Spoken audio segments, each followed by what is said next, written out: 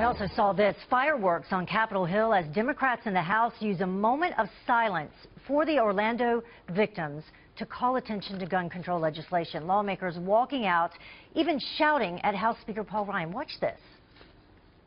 The chair asks that the House now observe a moment of silence in memory of the victims of the terrorist attack in Orlando.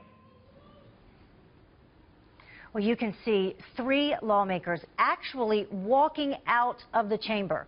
And then you hear shouts from the floor as Speaker Ryan tries to gavel back to business. To amend the High Performance Computing Act of 1991 to authorize activities for support of networking and information technology. Well, you can hear the disruptors there. They're yelling, "Where's the bill?" They're referring to legislation calling for tighter gun regulations. Amid all that shouting, a testy exchange between the Speaker and Assistant Democratic Leader Jim Clyburn. I am really concerned that we have just today had a moment of silence, and later this week, the 17th. Is the gentleman stating a parliamentary inquiry? Yes.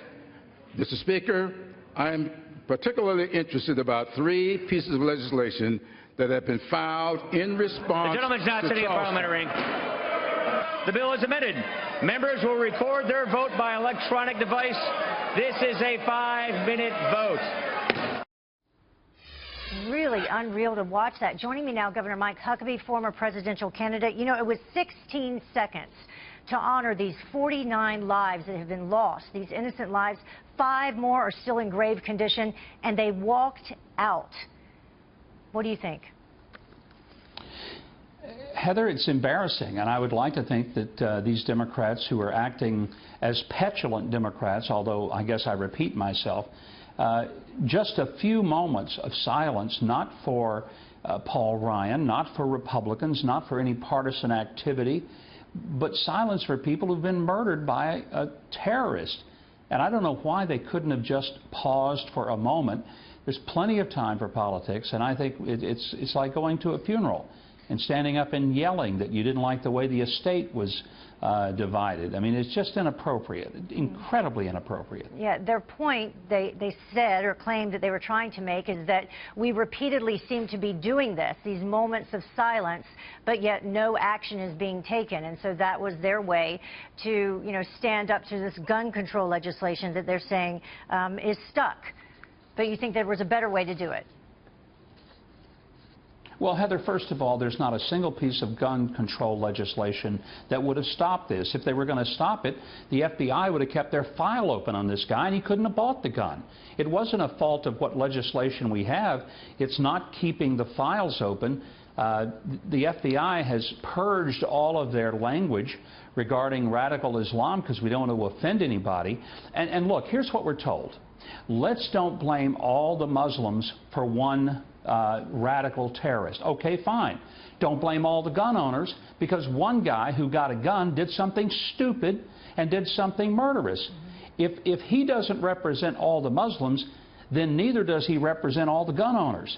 So there's got to be some consistency with these the liberals and the Democrats in Congress who think the answer to everything is let's pass a law. Criminals and terrorists don't obey the laws we have. You can pass 1,000 laws, and if you take their guns away, they're going to use a pipe bomb. They'll use, you know, they'll use some other type of device, a knife. They'll use whatever they can.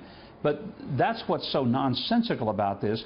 If we want to stop it, then let's call it what it is. Let's go after them. Let's kill them where they are. Let's make ISIS pay every time they raise their head above the sand and take their heads off. That's how we stop this. It's not by putting a penalty on law-abiding citizens. Yeah, Bill was speaking to Lindsey Graham earlier and referencing what you were talking about right there. He said, you know, if gun legislation worked, if banning guns worked, there would have been no Paris, there would have been no Brussels, there would have been no the Boston bombing that happened.